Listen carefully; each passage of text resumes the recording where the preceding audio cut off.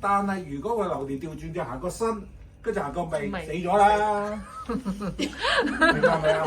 土海埋金死咗啦，佢就係流年個運，就係因為身有傷害子丑，佢要金水啊嘛，行翻金水咪唔會死咯。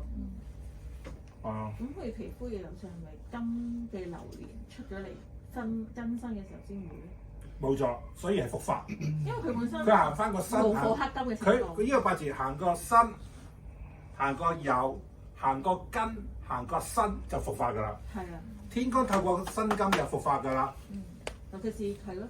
復發㗎，呢個八字係會復發㗎。丁啊頂嗰啲擺晒。點解會復發？呢個八字太偏到癲咗啊！所以一定會復發嘅呢個八字係。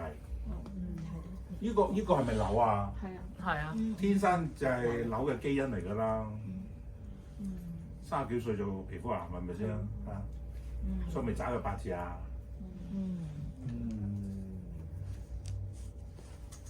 好呢個點啊？懶到講。好勤力過佢。嚇？同事。勤力。好勤力過，而且做到夜晚11點幾。懶到講。我而家行緊地鐵喎，真係，所以先做到派。